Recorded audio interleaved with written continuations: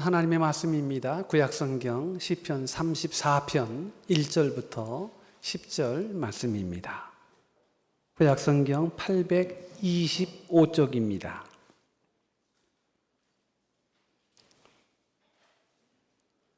말씀을 받들어 봉독합니다. 내가 여호와를 항상 송축함이요 내 입술로 항상 주를 찬양하리이다. 내 영혼이 여호와를 자랑하리니 곤고한 자들이 이를 듣고 기뻐하리로다. 나와 함께 여호와를 광대하시다 하며 함께 그의 이름을 높이세. 내가 여호와께 간구하며 내게 응답하시고 내 모든 두려움에서 나를 건지셨도다. 그들이 주를 앙망하고 광채를 내었으니 그들의 얼굴은 부끄럽지 아니하리로다. 이 곤고한 자가 부르짖음에 여호와께서 들으시고 그 모든 환난에서 구원하셨도다. 여호와의 천사가 주를 경외하는 자를 둘러 진치고 그들을 건지시는도다. 너희는 여호와의 선하심을 맛보아 알지어다. 그에게 피하는 자는 복이 있도다. 너희 성도들아 여호와를 경외하라. 그를 경외하는 자에게는 부족함이 없도다.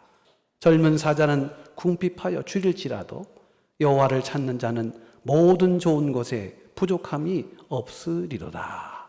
아멘. 하나님의 말씀입니다. 세상을 살아가는 데 있어서 참으로 다양한 맛들이 존재합니다. 사람들은 저마다 그 맛을 추구하며 살아갑니다. 돈이 주는 권력의 맛이 있습니다. 또 사람들로부터 인정받는 성공의 맛도 있습니다. 또 육신을 즐겁게 하는 쾌락의 맛이 있습니다. 어떤 분들은 일주일의 삶이 맛있는 음식을 찾아서 순례하는 일로 맛의 세계를 강조하는 그런 분들도 있습니다.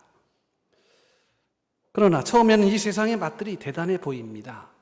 권력의 맛, 돈의 맛, 힘의 맛, 또 맛있는 음식의 맛. 그래서 언젠가는 그런 광고에 카피 문구가 있었습니다. 너희들이 게맛을 알아? 뭐 이런 거죠. 게맛을 알아? 하고 묻습니다. 그 맛을 한번 보면 그것이 전부인 줄 알고 세상의 맛들이 대단하게 느껴지는 것이죠. 그리고 마치 그것으로 세상을 다 가진 것 같은 착각을 하기도 합니다.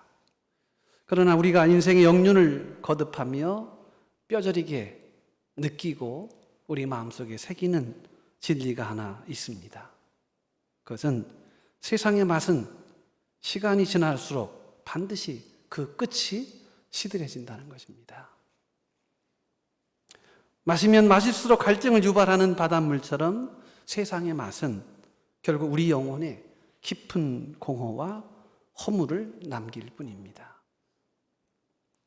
그러나 세상에서는 결코 흉내낼 수 없고 찾아볼 수도 없는 아주 깊고 신비로운 맛이 있습니다.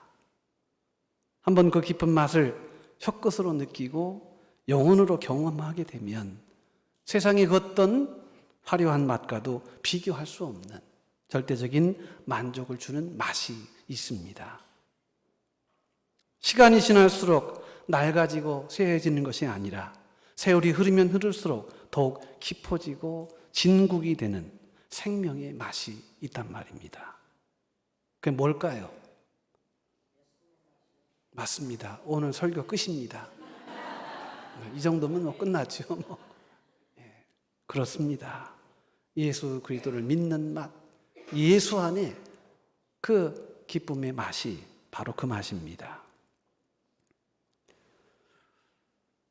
오늘 시편 34편 오늘 본문의 말씀에서 특별히 8절의 말씀을 통해 다윗은 피를 토하는 심정으로 그리고 확신에 찬 목소리로 우리를 향해 외치고 있습니다. 너희는 여호와의 선하심을 맛보아 알지어다. 하나님을 아는 맛, 하나님 안에 사는 맛. 여러분, 신앙의 본질이 무엇입니까? 그것은 종교적인 습관이나 단순히 많은 지식을 축적하는 것이 아닙니다. 여러분, 신앙의 본질은 살아계신 하나님을 나의 삶의 한 복판에서 생생하게 맛보는 것입니다. 이 맛본다는 말이 히브리어로 타함인데요. 이건 단순히 이론이 아닙니다. 먹어보고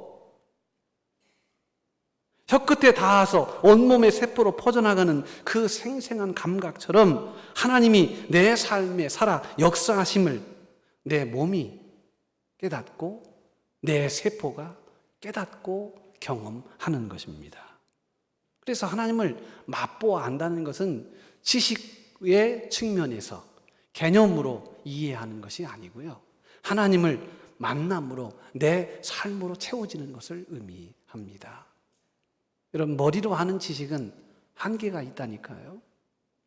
여러분, 공부 열심히 하셨잖아요. 고등학교 때 혹은 중학교 때 여러 가지 많은 지식들을 세워놨잖아요. 그 지식이 기억납니까? 뭘 배웠는지 기억도 안 나요. 여러분, 지식은 사라지는 것입니다. 지식은 영원하지 않습니다.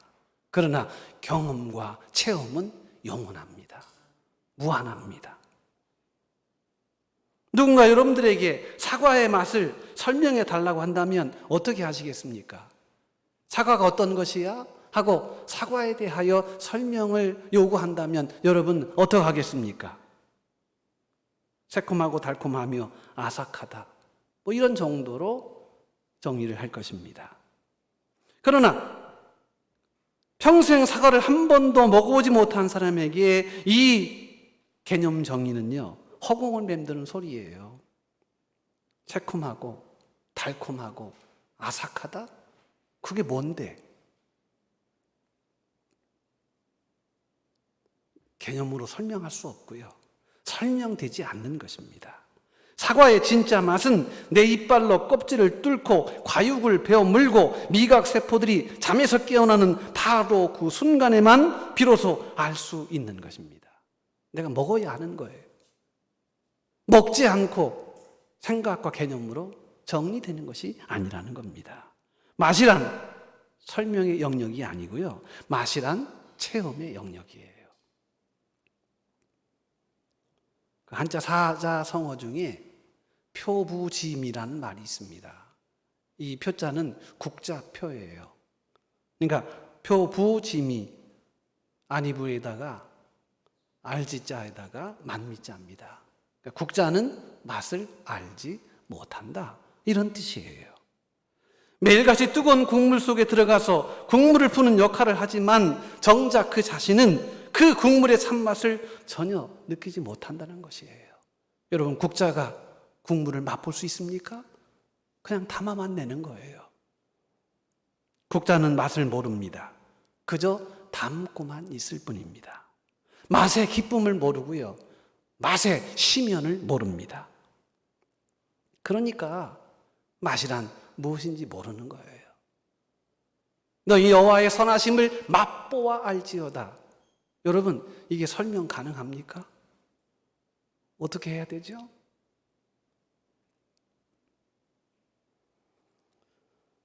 국자는 맛을 모릅니다. 종종 보면 우리 입맛이라는 것이 우리의 삶과 굉장한 의존 관계를 가지고 있다는 것을 보게 됩니다. 여러분, 병이 들어서, 육신의 병이 들어서 몸이 약하신 분들의 특징이 있습니다. 그 특징이 뭘까요? 밥맛을 느끼지 못하는 거예요. 산의 진미를 가져다 주어도 모래알을 심는 것 같다며 불평합니다. 인상 깍두기, 원숭이 골을 먹어도요, 이게 무슨 아스팔트를 씹어 먹는 것 같고 아무 맛이 없다는 거죠.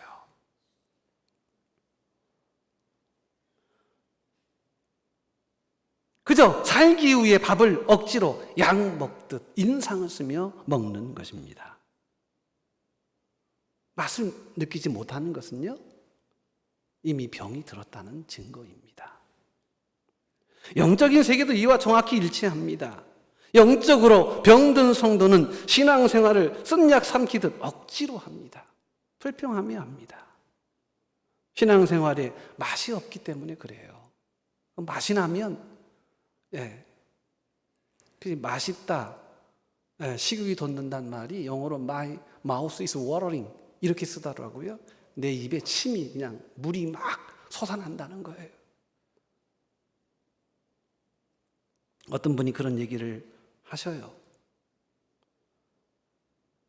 짜장면을 먹는 걸 보고 그 사람이 건강한가 아닌가를 측정할 수 있다는 거예요.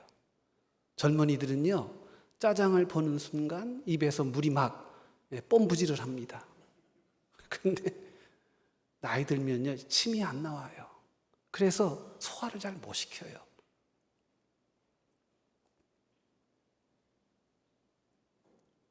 병든 신앙은 맛을 느끼지 못합니다.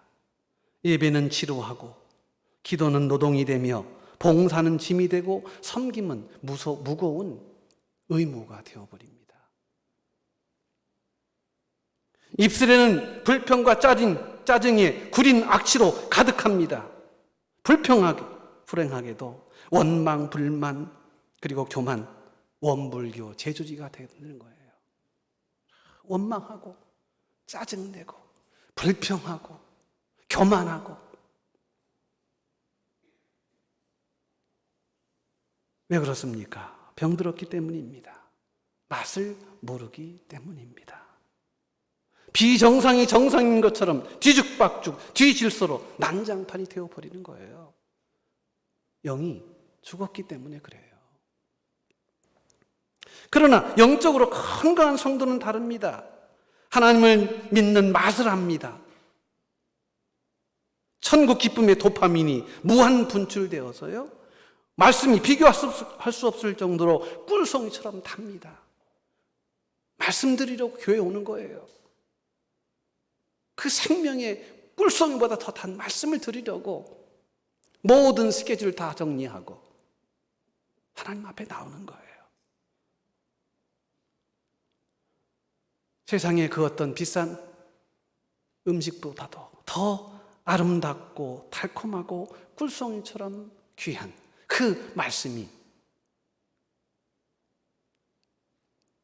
맛에 느껴지기 시작하는 것이기 때문입니다. 기도의 자리가 세상에서 가장 행복한 성체가 되고, 세상적으로 오염된 불순물들이 쫙 빠져서 거듭난 성도들과의 교제가 천국의 기쁨이 됩니다. 여러분, 영적으로 건강한 성도의 모습이라는 거예요. 그러니까 맛을 알죠. 니들이 교회 맛을 알아? 이런 거예요. 누가 강요하는, 억지로 하는 신앙이 아니라 너무 맛있어서 입안에 감사와 감동의 침이 고이는, 그러므로 너무나 기뻐하여 자원하여 드리는 이런 자발적 신앙의 모습으로 성장하고 성숙해 가는 것이죠. 오늘 시간 본문의 말씀을 통해 선포되시는 이 말씀을 통해서 혹시 우리의 영적 미각은 잃어버리지는 않았는지, 여호와의 선하심을 맛보아 알아야 하는데 그 맛을 잃은 지 오래여서 하나님이 우리에게 서운한 존재는 아닌지,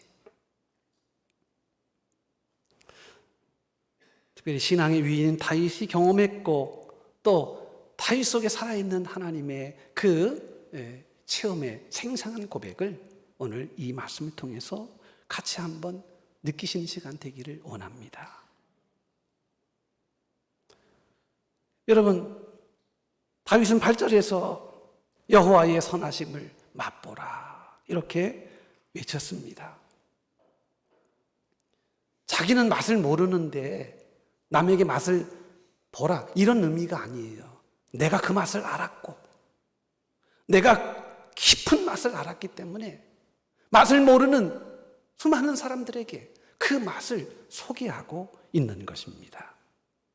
그저 남의 이야기를 빌려온 것이 아닙니다. 철저히 자기 자신의 뼈저린 경험에서 우러나오는 산 체험과 간증인 것이에요.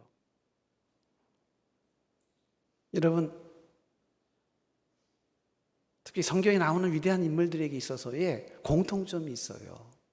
그것은 하나님에 대한 체험이 있었다는 거예요.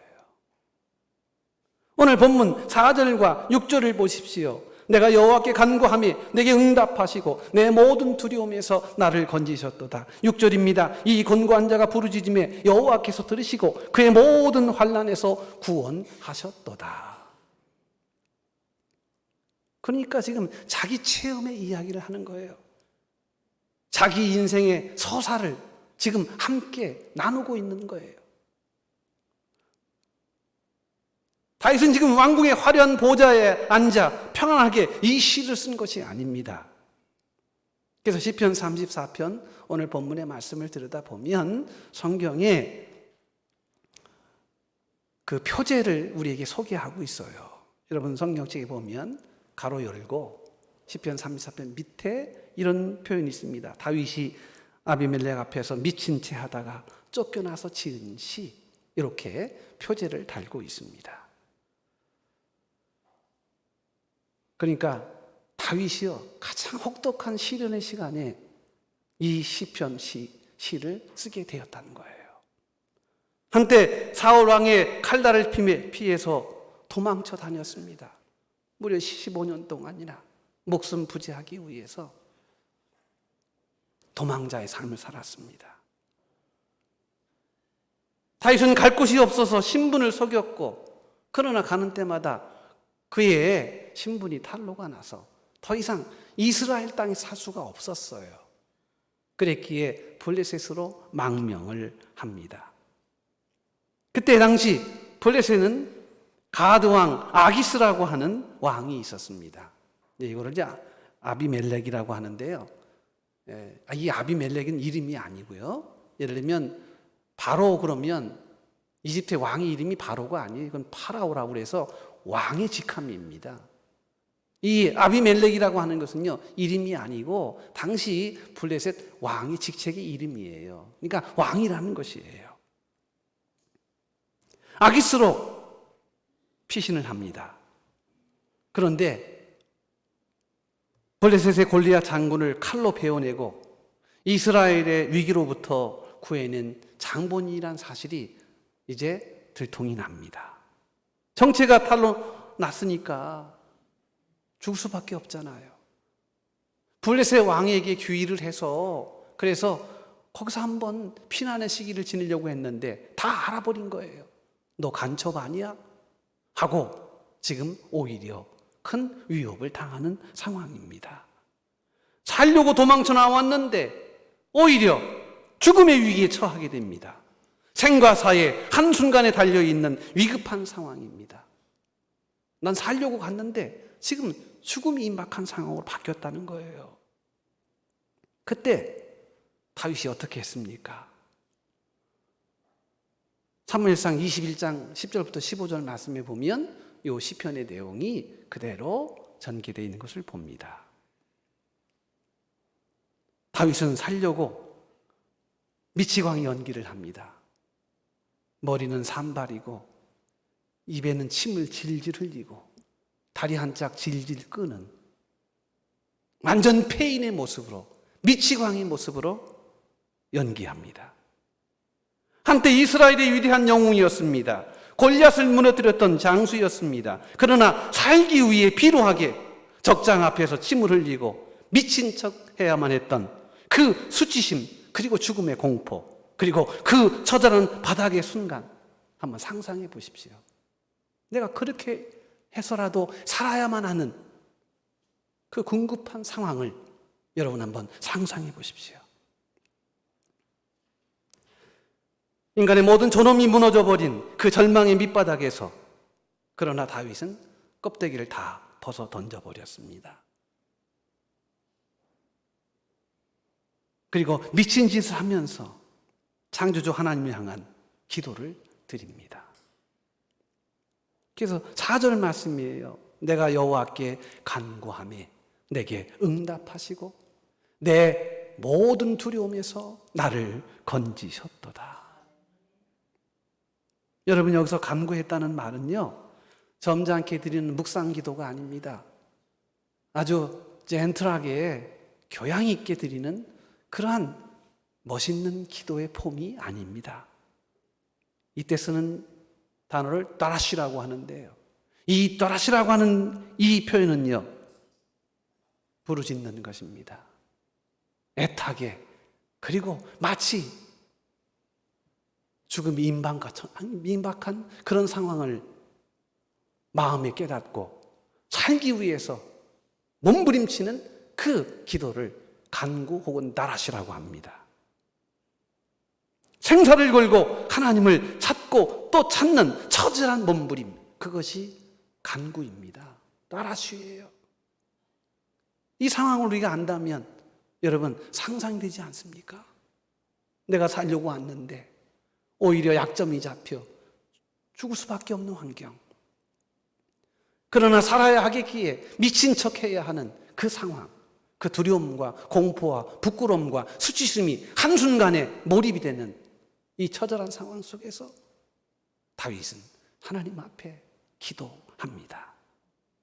내심으로는 단 1초도 살아남을 수 없음을 철저히 인정하고 오직 하나님의 구원만을 갈망하는 절대적 의존의 외침이었던 것이죠. 하나님 살려주세요.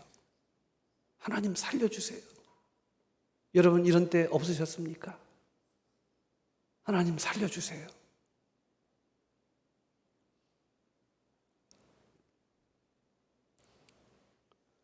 그렇게 기도했을 때 침묵하실 것만 같았던 하나님께서 응답하셨습니다. 내가 여호와께 간구하매 내게 응답하시고 내 모든 두려움에서 나를 건지셨도다. 체험입니다. 체험. 그 모든 치명적인 두려움과 환난에서 하나님은 다윗의 기도를 들어주셨습니다. 몸부림치는 그 생존을 향한 그 간절한 갈망을 하나님이 보셨습니다. 다윗은 이때 구원의 맛, 하나님의 응답의 맛, 하나님의 은총의 맛을 알게 되었습니다. 그도 그럴 것이 죽음의 문턱에서 사망과 죽음의 권세에서 나를 건져 올리시는 그 하나님의 강렬한 손길을 응답받았으니 여러분 이 체험이 얼마나 강렬했겠느냐 하는 것입니다. 여러분 이런 체험이 있어야, 이런 신앙의 깊이가 있어야 흔들리지 않아요. 근데 이런 맛을 못 느끼니까 모든 것이 지루하죠. 신앙생활이 밋밋합니다. 사랑하는 성도 여러분, 우리 인생에도 다윗과 같이 사방이 막히고 내 신과 지혜로는 도저히 뚫고 나갈 수 없는 강력한 그리고 캄캄한 절망의 밤이 찾아올 수 있습니다. 때로는 질병으로, 때로는 재정적인 문제로, 때로는 자녀의 문제로, 때로는 깨어진 관계로 인해 숨을 쉴 수차 없는 그런 두려움이 우리의 삶을 압박할 때가 있습니다.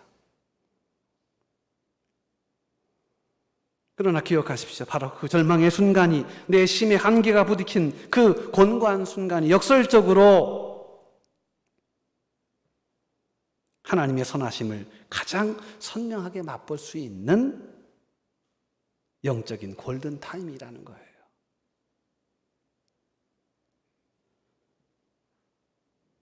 여러분 어려움이 있을 때, 힘든 일이 있을 때 인간적인 방법과 세상의 줄타기를 멈추십시오. 인의 장막을 내려놓으십시오. 그리고 하나님을 향해 나라시 붙잡고 기도하세요. 그리고 이렇게 기도하세요. 하나님 살려주세요. 이렇게 기도하세요. 하나님이 그 기도를 들어주십니다.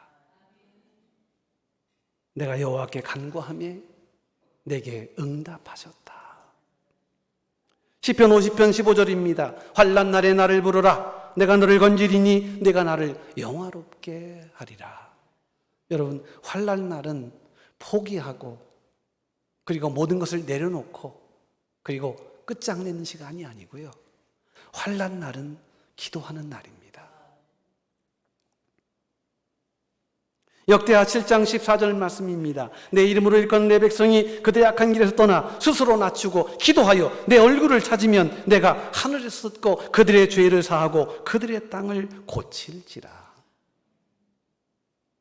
여러분, 기도하면, 하나님 얼굴을 찾으면 하나님이 그 기도를 들으시고 죄를 사하고 땅을 고쳐주신다고 약속하셨습니다. 여러분, 이런 아름다운 체험의 역사가 저와 여러분 가운데 늘 가득하시기를 주의 이름으로 축복합니다. 이게 본질이에요. 이게 없으니까 우리 신앙이 마치 떠오는 부표처럼 흐르는 물에 씻겨 나가는 거예요.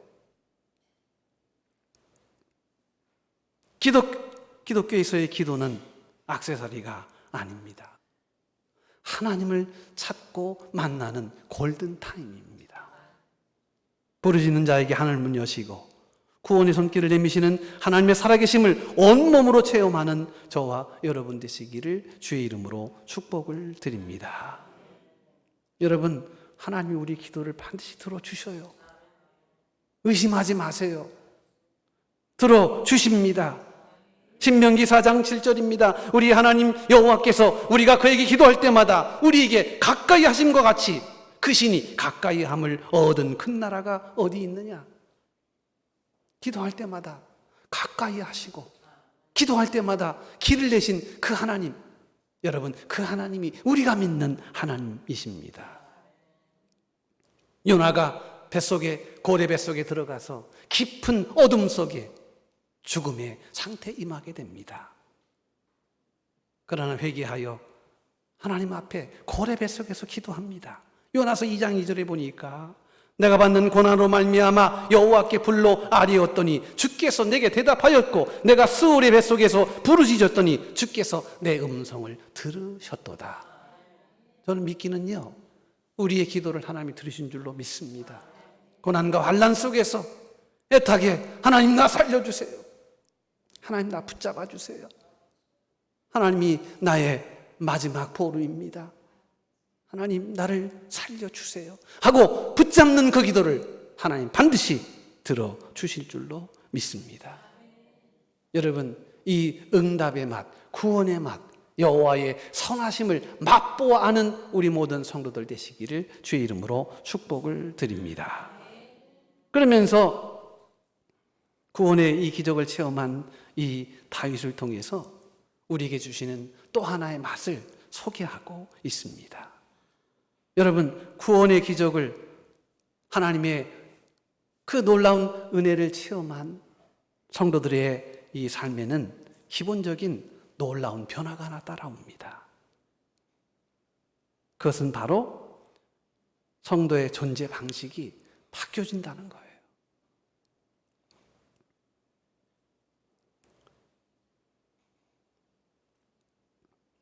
너희는 여호와의 선하심을 맛보아 알지어다. 그에게 피하는 자는 복이 있도다. 그러니까 여호와의 선하심을 체험하고 경험한 성도들은요, 그의 삶에 늘 새로운 프레임이 하나 생기는데 그게 뭐냐 하면 늘 어려운 때마다 하나님께 피하게 된다는 거예요. 그게 존재의 변화입니다. 여러분, 세상 사람들은 두려움이 몰려오면 어디로 피합니까? 한번 솔직히 얘기해 보세요. 저는 솔직하게 얘기하는 걸 좋아해가지고요. 그래서 손해를 많이 봐요.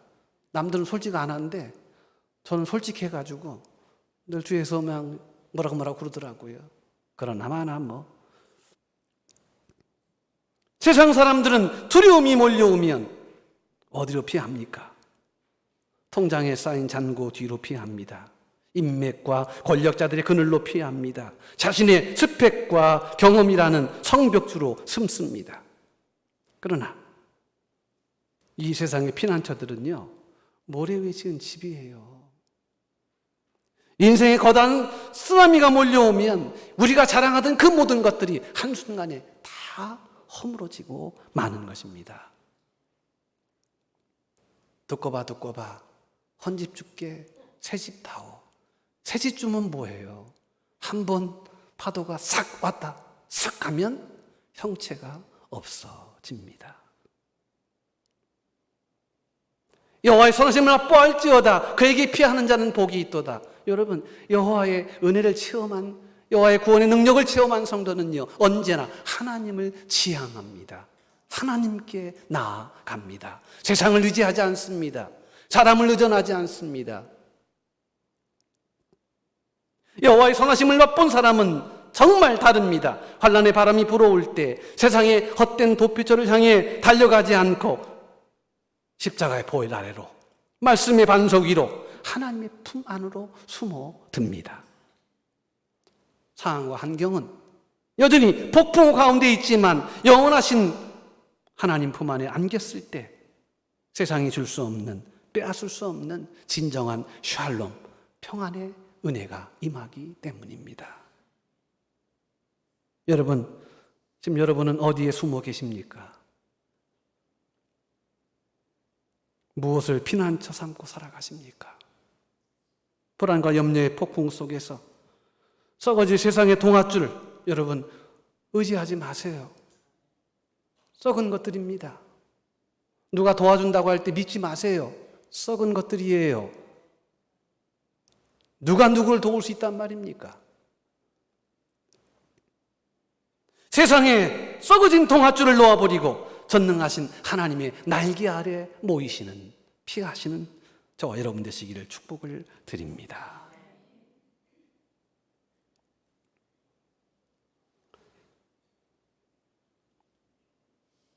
하나님께 구원받고 또 이렇게 늘 평안함으로 주께 속한 자들의 그 삶의 최종적인 삶의 모습은요, 언제나 하나님을 향한 예배와 경배입니다.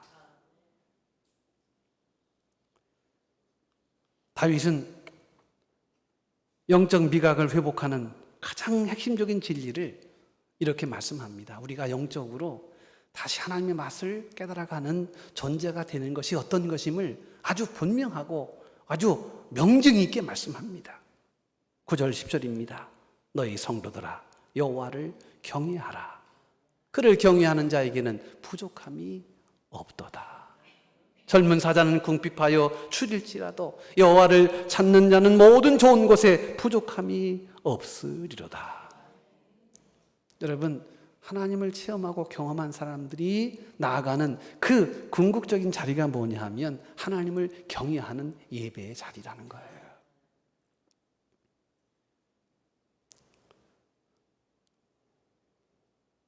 하나님께 예배하는 자에게 하늘에 준비된 신령한 은혜를 내려주시는 줄로 믿습니다. 여기 보니까 젊은 사자는 궁핍하여 추릴지라도, 여러분 사실 이 동물의 왕국에서 젊은 사자는요 최상의 개체예요. 그래서 젊은 사자는 나이 든 사자보다도요 더 힘이 세고요 결코 굶주리지 않습니다. 젊은 사자는요 결코 먹이를 놓친 적이 없습니다. 그런데 오늘 성경 우리에게 충격적인 진실을 폭로합니다. 그래서 무엇입니까? 젊은 사자는 궁핍하여 줄일지라도, 아무리 능력이 뛰어나고 세상의 부귀영화를 들어진 젊은 사자와 같은 사람이라 할지라도 인간의 힘으로는 통제할 수 없는 인생의 큰 한계를 만나게 된다는 거예요.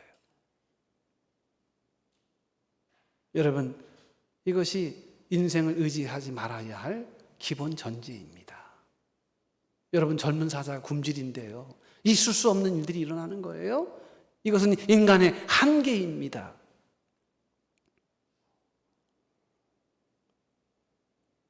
풀은 마르고 꽃은 시듭니다.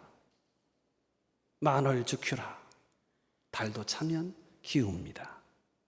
건불 10년이요 화무 11홍이라 했습니다. 권세가 10년 가지 않고 꽃의 이 붉음이 11일 가지 않습니다. 이게 바로 오늘 우리가 겪는 우리 현실의 모습이라는 거예요. 그러나 그 다음에 약속을 보십시오. 여호와를 찾는 자는 모든 좋은 것에 부족함이 없으리로다.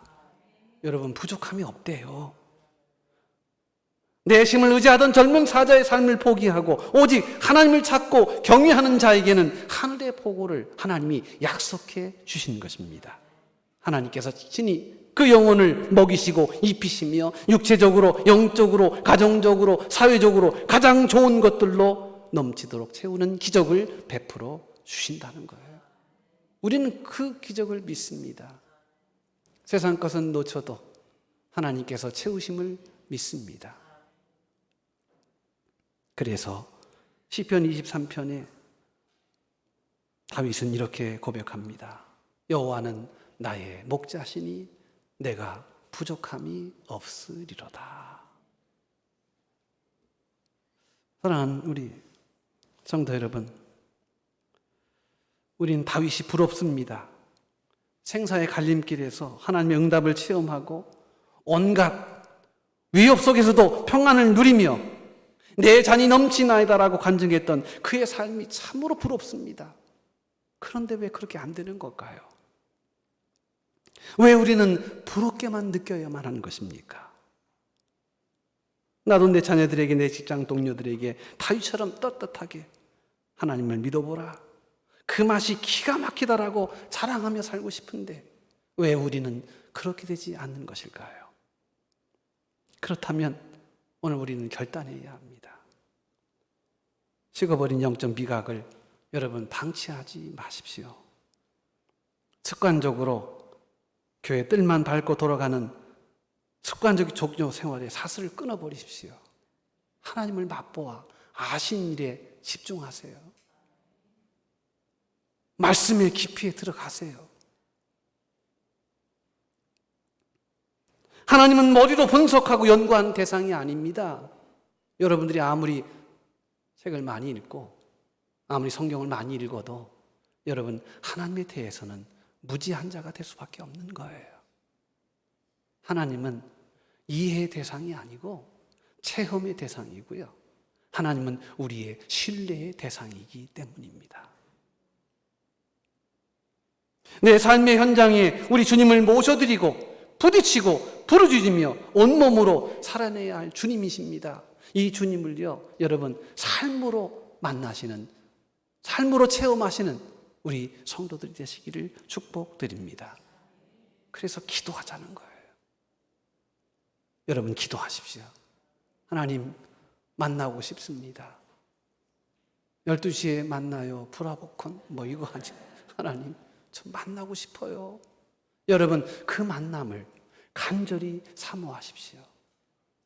내가 여호와께 간구하매 여호와께서 내 기도를 들어주셨다. 이 체험이 우리의 영적 미각을 다시 깨우게 될 것입니다. 여러분 맛을 회복하면 맛없는 게 없어요. 저 타이어도 씹어 먹어요. 그냥 중국 사람은요, 네, 다 먹는다고 그러더라고요. 하늘에 비행기하고 저 바다에 잠수함만 빼고 다 먹는데요. 야, 참 미각이 대단한 사람이구나. 사랑하는 성도 여러분, 오늘 주의 은혜 안에서 하나님의 맛을 다시금 찾고 그 은혜를 통해서 하나님께 늘 나아가는 우리 모든 성도들 되시기를 주의 이름으로 축복합니다. 하나님 감사합니다. 오늘 우리 믿음의 종들을 복되게 하소서. 말씀을 늘 깨달아 아는 기쁨을 허락하여 주옵소서. 그 목표를 향해 전진하게 하여 주시되 허탄한 것에 마음 뺏기지 아니하고 허무한 것에 굴복하지 아니하도록 하나님 말씀 앞에 늘 기쁨과 은혜를 체험케 하여 주옵소서. 예수님의 이름으로 기도드리옵나이다. 아멘.